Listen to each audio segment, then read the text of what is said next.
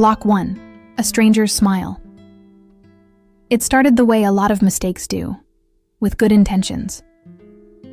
I was 29, living alone in a 2-bedroom apartment in Silver Lake, Los Angeles. Rent was climbing fast, and the agency I worked for had just slashed hours due to budget realignment. Translation: they were bleeding money, and the junior staff were the first to feel the cut. I loved my space: hardwood floors, a little balcony that caught the morning light, walls covered in books and art prints. I didn't want to give it up, so I did what any responsible adult would do. I posted a listing. Room available in quiet, artistic home. Seeking respectful, clean, kind roommate. Female preferred. No drama. Enter Audrey, mid-20s. Graphic designer. From up north. Her messages were warm, her references glowing. She had that disarming charm. Earnest and slightly quirky, with soft blonde hair and a fondness for vintage mugs. She said she liked my taste in wall art, that she baked when stressed, that she just wanted a calm place to land after a rough breakup. We met for coffee. She seemed sweet. 2 weeks later, she moved in. At first, it was perfect. She kept to herself but was friendly. Always offered to buy groceries, cleaned the bathroom without being asked, even left little notes on the fridge with doodles and quotes like, "One day at a time." It felt like a win, until it didn't. The first sign came quietly. I noticed a photo frame on the bookshelf had been adjusted. It was a picture of me and my best friend Rachel at a concert. We were holding up peace signs, faces glowing with sweat and tequila shots. The frame was turned slightly inward, subtle, intentional. I straightened it and shrugged it off. Then I noticed Audrey had started burning the same candle I used in the living room, lavender cedar, a niche brand I ordered online. She said she loved the vibe. Then she bought the same bathrobe I wore, same color, same length. I laughed it off, teasing her about being a copycat. She giggled. "Maybe I just admire you." But admiration has a line, and she didn't just step over it. She erased it. One afternoon, I came home early from work and heard her on the phone in the living room. She didn't hear me come in. Her voice was low, casual. "Yeah, I live in Silver Lake now. It's a cute place. All my art, plants everywhere. I've been doing a lot of baking. Just started sketching again, too. Trying to get back into reading." All of that was me. She was describing my life.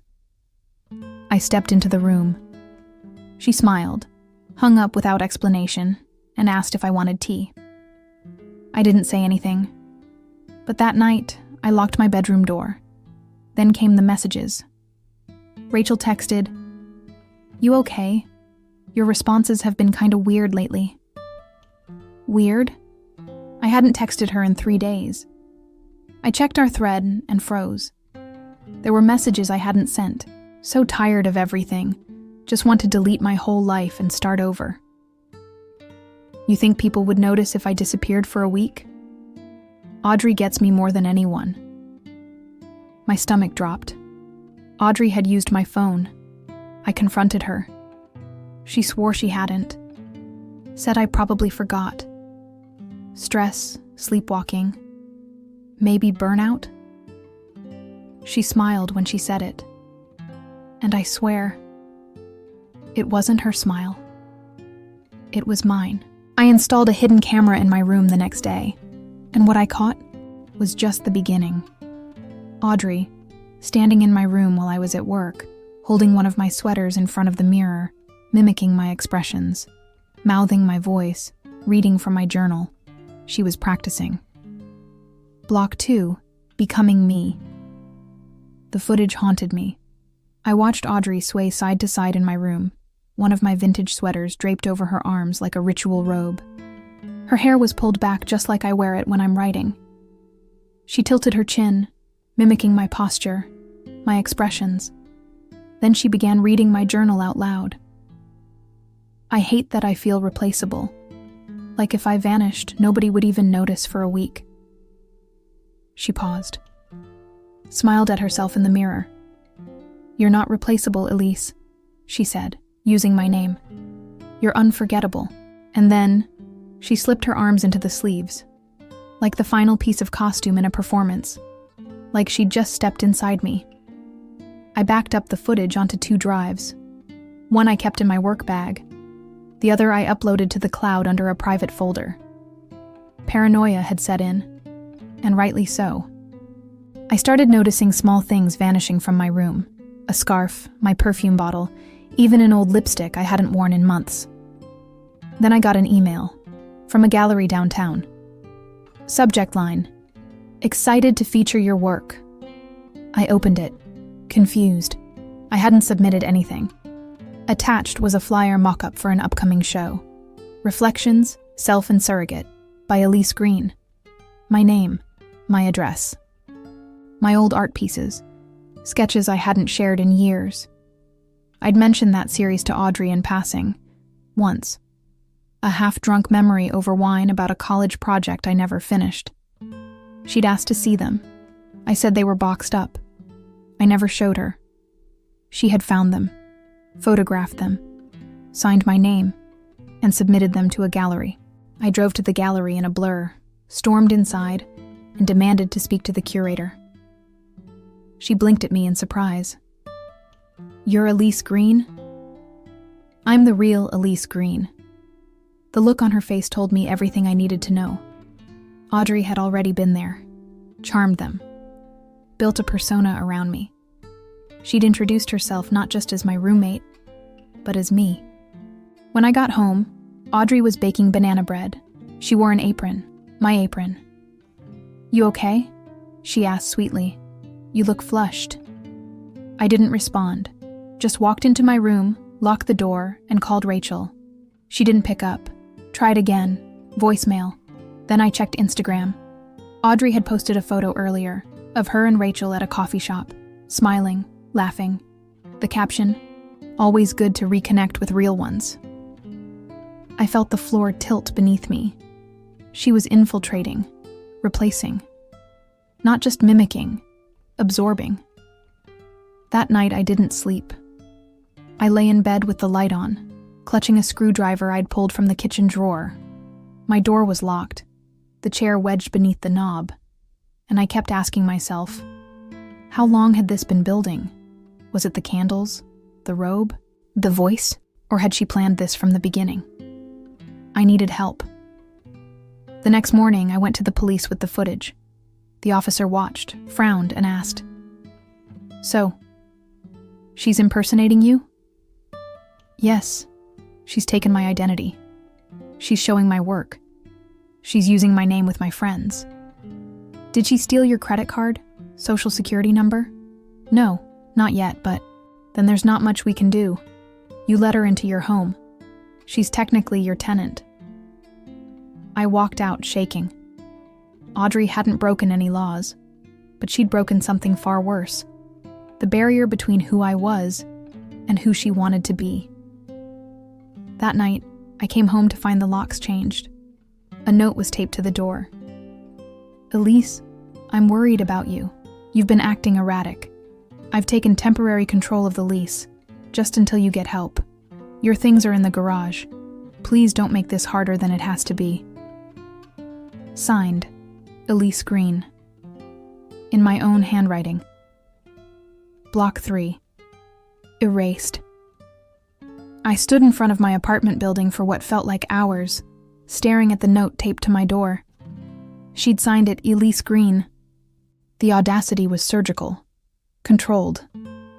Not an outburst of insanity, but a meticulous plan she'd executed right under my nose. She had assumed my identity, legally, emotionally, socially, and now she was kicking me out of my own life. I didn't even cry. I just burned. The property manager was no help. I drove straight to their office and demanded to speak to him. Mr. Lee, a nervous man with thinning hair and a clipboard that seemed permanently attached to his hand, met me with wide eyes and hesitant apologies. "We had a signed lease reassignment come through last week," he stammered. "Audrey said you were moving out due to health reasons. She presented documentation. What documentation? He showed me a fake doctor's note. A forged letter, typed, not handwritten, from me, requesting that the lease be transferred for my mental well-being. She'd signed my name, copied my signature perfectly. I took photos of everything. He shrugged helplessly. Technically, you both were on the original lease. Legally, she's the primary tenant now. I was homeless, legally erased, by someone I let in with a smile. I stayed at Rachel's that night. She apologized, profusely. Said she thought Audrey was just quirky, that she never imagined it would escalate like this. She said you were going through something, Rachel whispered, that you asked her to step in, to handle things. I feel so stupid. She's not stupid, I replied. She's methodical. I showed Rachel the footage, the police report, the letter. By the time we were done, her face was pale. What do we do? That word, we, saved me. I wasn't alone anymore, and that meant Audrey's mirror maze had cracks. The next day, I hired a lawyer, Karen Mendoza. Sharp, tough, and already furious before I'd finished the story. This isn't just civil, she said. It borders on psychological abuse and identity fraud. We can build a case. She filed an emergency injunction to freeze Audrey Au's access to the apartment until a judge could review the forged documents. In the meantime, I launched my own counteroffensive. I contacted the gallery, the bank, the utilities, anywhere she might have used my name. And I warned them. Some listened, some didn't. But slowly, methodically, I started pulling back the pieces of my name. Then came the voicemail. It was 2:14 a.m. Audrey. Her voice was soft, almost gentle. I'm sorry things got messy, Elise. But you have to understand. I didn't take anything. I became it. I made your life better. Isn't that what friends do? I replayed it, over and over. Not because I was afraid, but because now I understood. She didn't just want to be like me. She wanted to replace me. And in her mind, she hadn't stolen anything. She'd earned it. A week later, the injunction went through. Audrey was forced out of the apartment. She screamed at the officers as they escorted her down the steps, sobbing, raging, alternating between declarations of love and threats. This isn't over, Elise. You think anyone will believe you? You're nobody. I made you interesting. I made you worth something. I watched from across the street, and for the first time in weeks, I smiled. Because the thing about mirrors is, when they shatter, they don't lie. They just stop hiding the cracks. Block 4. Reclamation. Kicking Audrey out wasn't the end. It was the beginning of a much messier war. The slow, gritty process of reclaiming everything she'd tried to co-opt. My friendships, my reputation, my own sense of self. I thought getting her out of the apartment would flip a switch, restore balance. But the damage didn't vanish with the eviction. It lingered. In the whispers from neighbors who had once smiled at me and now avoided eye contact. In the gallery owner's awkward apology email. In the quiet tension in Rachel's eyes. Not distrust, but doubt that maybe, somehow, part of it had been true. Audrey had sown confusion into every corner of my world. Unraveling it would take time, but I'd already lost too much to stop now. Karen, my attorney, filed civil charges the next day. Impersonation, fraud, emotional distress, identity theft under false pretenses. We had enough evidence to make it stick, especially with the forged lease documentation and that voicemail. But Audrey didn't go quietly. She countersued. Elise manipulated me, her complaint said. She used me for companionship and then cast me out. I believed we were closer than roommates, and she exploited that emotional bond. The twist? She attached photos. Selfies of us cooking, laughing, drinking wine. Screenshots of texts. Casual conversations, lifted out of context and painted as intimacy. To a stranger, they looked real. To a jury, They might suggest ambiguity. Karen wasn't fazed. This is a performance, a last gasp. Still, it shook me. How close the truth was to the illusion. How easily she could manipulate it. I spent hours combing through every trace of my digital footprint, untangling the threads she'd sewn together. Changed passwords, locked social media accounts, alerted credit bureaus. Audrey hadn't used my information for financial gain, yet. But her obsession wasn't about money, it was about identity, which made it harder to defend. There was no clear boundary. She hadn't taken my life. She'd replicated it, like a parasite, thriving inside my skin. Meanwhile, the internet turned it into a story. I hadn't planned on going public, but once the legal filings became public record, blogs picked it up. The title that went viral: The Roommate Who Tried to Become Her. Within 48 hours, my inbox was flooded with requests, podcasts, talk shows, true crime YouTubers. Everyone wanted a piece. I turned most of them down, but I agreed to one, a women's mental health podcast called Boundaries and Breakdowns. They focused on stories of coercive control, psychological abuse, gaslighting, and the gray zones people never talk about. I told everything, candidly, calmly. And when it aired, something shifted. The narrative stopped being about Audrey, it became about me, and all the other women, and men, who'd written in to say, "This happened to me too."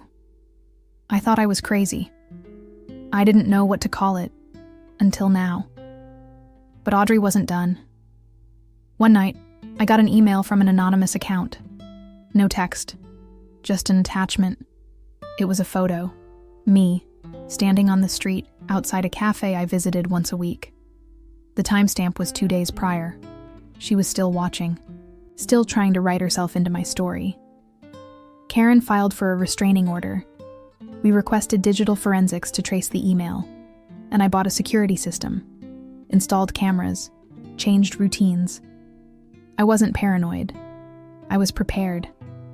Because now I understood something she didn't. She didn't win by becoming me. I won by staying myself, by not vanishing, by telling the story first. And the final move? That was still coming. Because you don't beat someone like Audrey with rage or fear. You beat her with clarity, with truth, with the thing she tried to erase. Block 5. Narrative control. If Audrey's weapon was illusion, then mine would be exposure. Not dramatic, not vengeful, transparent. Because the most powerful thing you can do to someone who tries to erase you is make yourself unignorable. I started by writing everything down. Every detail, every moment, every warning sign I'd brushed aside. It became a blog post, raw, unfiltered, titled, "The Woman Who Tried to Replace Me." It wasn't about revenge, it was about recognition. And in telling the story on my own terms, I reclaimed something Audrey could never steal: my voice. Within hours of posting, the blog was shared over 20,000 times. Hundreds of comments poured in. Some were shocked, some enraged. But the ones that mattered most were the quiet ones, the Me Too IS from people who had experienced similar invasions. My roommate slowly wore my clothes, dated my ex, copied my laugh. My coworker started imitating everything about me. It made me feel invisible. Thank you. I thought I was crazy. That was when it clicked. Audrey wasn't an anomaly. She was part of a pattern, a deeper sickness society rarely names. Identity theft that doesn't touch your credit score, but buries your soul. Legally, things moved slower. Karen gathered testimonies, corroborated my timeline with digital evidence, and compiled statements from Rachel, the gallery curator, and even the property manager, who had since discovered that Audrey had forged more than just one lease document. Her entire rental history was fabricated. Previous references were numbers she controlled. She didn't just infiltrate my life. She'd built a system for doing it. How many others had there been? That question still haunts me. One night I got another message, anonymous again. but this time it was a voice memo. Audrey's voice, but different. Hollow. Shaky. You told them everything. You made me sound like a monster. I just wanted to feel seen. You were everything I wanted to be. I thought maybe if I lived like you, I'd stop feeling like nothing. I sat there, listening, and something inside me, the part that wanted to scream, didn't. Because I heard it. Not a confession. A confession of emptiness. That's what Audrey had always been. A shape without substance, and no amount of mimicry could fill the void she carried. The restraining order was approved 2 weeks later. The court also froze her attempts to publish a memoir, one she'd begun quietly shopping around titled The Real Elise. Her attempts to speak as me were blocked. Her Instagram accounts, both the ones in her name and the ones using mine, were taken down. She fought back, of course, filed appeals, made accusations. But it didn't matter anymore, because I had something she never would. People who knew the truth, and a life she couldn't forge. Because it wasn't built on mirrors, it was built on memory. Block 6. Original. Life didn't snap back to normal. It reshaped itself, piece by piece. First came the new apartment, not as big, not as sunny, but mine. Every item inside chosen with intention. Every color, every scent, every painting on the wall reclaimed from memory, not mimicry. I stopped lighting lavender cedar candles. I bought a new scent, amber smoke, not because I loved it, because she hadn't touched it. Rachel and I rebuilt our friendship slowly. There were awkward silences, hesitant texts, but in time, they gave way to honesty, real honesty, the kind that isn't filtered through politeness or fear. I should have seen it, she said one day. But she made me feel important, needed. I didn't want to look too closely. She did that to all of us, I replied. She wasn't stealing just my life. She was borrowing everyone's blind spots. We laughed after that. The kind of laugh that only survivors share. The kind that means we made it out. The civil case closed 6 months later. Audrey was ordered to pay damages. Not enough to ruin her life, but enough to mark it. Enough to say, in legal ink, that what she did was real. She disappeared after that. Some said she moved east. Some said she changed her name. I never looked, because I wasn't afraid of her anymore. I wasn't watching my back. I was looking forward. I gave a talk at a university that fall, a guest lecture on digital identity and psychological boundaries. Not because I was a therapist, but because I had lived the fallout. Afterward, a student approached me. Wide eyes, nervous voice. How did you know who you were, after all of it? I didn't answer right away. Then I said, because she could copy my face, my words, even my memories. But she couldn't survive being me. That's how I knew. The final chapter came in a bookstore. I was browsing when a woman tapped my shoulder, late 30s, curly hair, wide smile. I just wanted to say thank you. Your blog helped me leave a situation I didn't realize was abusive. It didn't look like abuse, but it felt like disappearing. Your words pulled me back. She hugged me, tight. And I realized then, I wasn't just the girl whose life was stolen. I was the woman who took it back and turned it into a map for others. Because in the end, Audrey didn't write my story. She just tried to plagiarize a draft. But I was the author, and I wasn't done writing.